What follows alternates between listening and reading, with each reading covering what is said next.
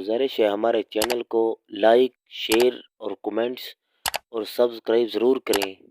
बड़ी मेहरबानी, अल्लाह ताला आपको जज़ाए खैर अता फरमाए। बिस्मिल्लाहिर्रहमानिर्रहीम। आज का मसला ये है कि कुछ हजरात जिनका हाथ इल्म से तंग है वो उलमा पर कान और तशनीह करते हुए और उलमा पर इल्ज़ाम लगाते हुए ये कहते हैं कि ये जो फ़र्क है मौलवियों ने कर रखा है और कुरान और हदीस ने ऐसा कोई फ़र्क नहीं किया। तो बंदा अर्ज़ करना चाहता है कि ये फजीलत का फ़र्क उलमा ने नहीं किया बल्कि कुरान हदीस ने इसको बताया है और कुरान और हदीस के फ़र्क को उलमा बयान करते हैं। उलमा ज़ाती तौर पर उलमा की क्या जुर्रत है कि किसी के दरमियान फजीलत का फ़र्क कर सकें। फजीलत देने वाला भी अल्लाह और उसका रसूल है और फ़र्क करने वाला भी अल्लाह है और अल्लाह का रसूल है। देखें कुरान पाक में आता है तिलकर रुसुलु फद्दलना बादहुम अला बाद मिनहुम मन कल्लमल्लाहु व रफ़ा बाज़हुम दरजात।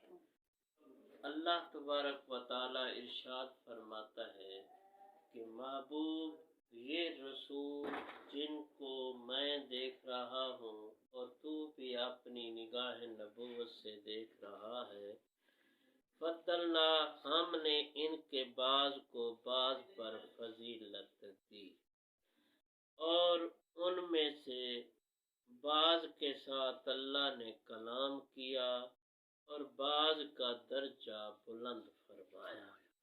तो ये देखें ये जो फजीलत का फ़र्क है क्या उलमा ने किया है, क्या मौलवी और अइम्मा मसाजिद ने किया है? ये फ़र्क खुद अल्लाह ने बयान किया है कि इशारा कर दिया कि महबूब ये जितने रसूल हैं इन सब का फजीलत में फ़र्क है और ये सारे जो रसूल हैं ये दर्जे में आपके बराबर नहीं हो सकते। हमने इनको फजीलत दी है, बाज के साथ कलाम किया है, लेकिन सबसे बुलंद दर्जा महबूब हमने तुझे अता फरमा रखा है।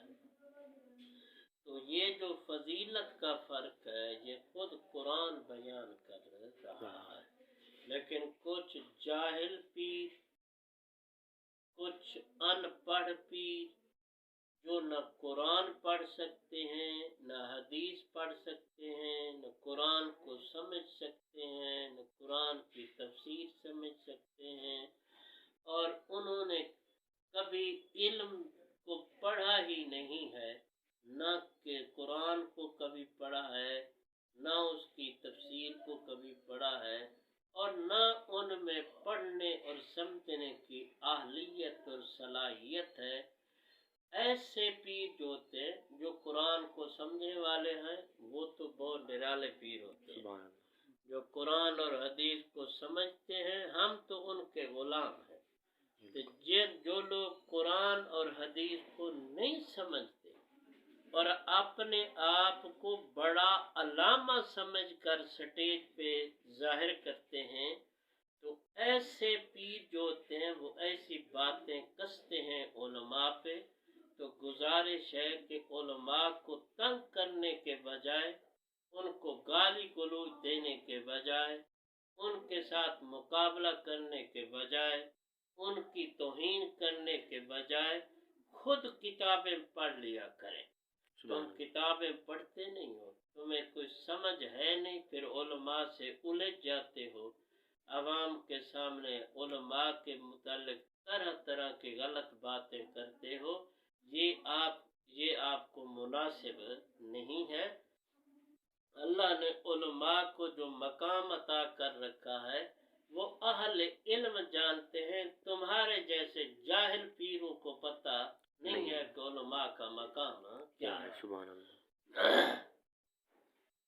دوسرے مقام پہ اللہ تبارک و تعالی فرماتا ہے لا يستوي منكم من انفق من قبل الفتح وقاتل وأولئك أعظم درجة من الذين أنفقوا من بعد وقاتلوا وكلا وعد الله الحسنى۔ تو اس آیت پاک میں اللہ تعالیٰ فرماتا ہے کہ وہ لوگ تم میں سے برابر نہیں ہیں جنہوں نے فتح مکہ سے پہلے خرچ کیا اور لڑائی کی، اور یہی لوگ درجے کے اعتبار سے ان سے بلند ہیں جنہوں نے فتح مکہ کے بعد خرچ کیا اور لڑائی کی، جنگ کی، جہاد کیا۔ ان سے یہ لوگ درجے کے اعتبار سے زیادہ افضل ہیں۔ تو اب یہ قرآن پاک ہمارا یہ جگہ جگہ پہ بیان فرما رہا ہے قرآن پاک کہ فضیلت کے اعتبار سے اللہ نے بعض بندوں کو بعض پر ترجیح دے رکھی ہے، فضیلت دے رکھی ہے۔ جیسے کہ اس آیت پاک سے ثابت ہوتا ہے کہ وہ لوگ جنہوں نے فتح مکہ سے پہلے اپنے مال کو خرچ کیا اور جہاد کیا، ان کا درجہ ان لوگوں سے زیادہ بلند ہے جنہوں نے فتح مکہ کے بعد مال کو خرچ کیا اور جہاد کیا، یہ اس کے برابر نہیں ہو سکتے۔ تو میں ان پیروں کو یہ درخواست کرتا ہوں کہ تم قرآن پاک کو پڑھا کرو، پھر سٹیج پہ مسائل کو بیان کیا کرو۔ جب تمہیں پتہ نہیں ہے تو پھر شریعت میں تم ایسی باتیں کرنے میں مجرم ہو، کیونکہ تمہیں قرآن نہیں آتا، حدیث نہیں آتی، پھر علماء سے الجھ جاتے ہو۔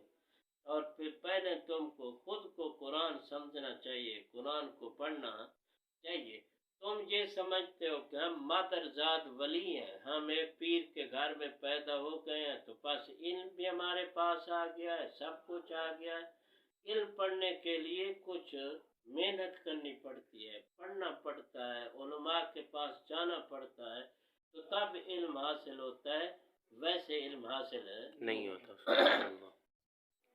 تو یہ لوگ جو علماء کو گالیاں دیتے ہیں، علماء کے ساتھ الجھ جاتے ہیں، ان کو میں بار بار ان کی خدمت میں یہ گزارش کرنا چاہتا ہوں کہ علماء کو گالی دینے کے بجائے آپ پڑھ لیا کریں، قرآن پاک پڑھا کریں، حدیث پاک پڑھی کریں، اور بزرگوں کے اقوال پڑھا کریں، صحابہ کرام کے فرامین پڑھا کریں، تاکہ تمہیں پتہ چلے کہ دین ہمیں کیا درس دیتا ہے، لڑنے کا درس دیتا ہے یا اتفاق کا درس دیتا ہے، کیا ہمیں دین بڑوں کے ادب کا درس دیتا ہے یا بے ادبی کا درس دیتا ہے، کیا ہمیں دین علماء کے ادب و احترام کا درس دیتا ہے یا علماء کی توہین کرنے کا درس دیتا ہے۔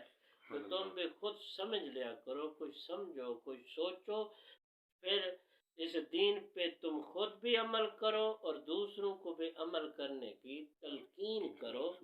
لڑنے سے آپ کا مقام کوئی بڑھ نہیں جاتا۔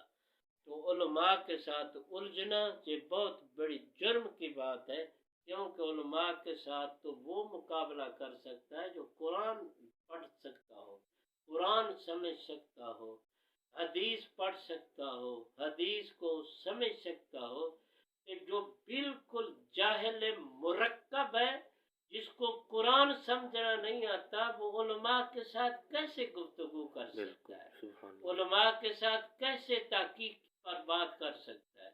ایسے جاہل مرکب کو تو حضور علیہ الصلوۃ والسلام کے منبر پہ بیٹھنے کی اجازت بھی نہیں ہے، چاہے کوئی بھی ہو۔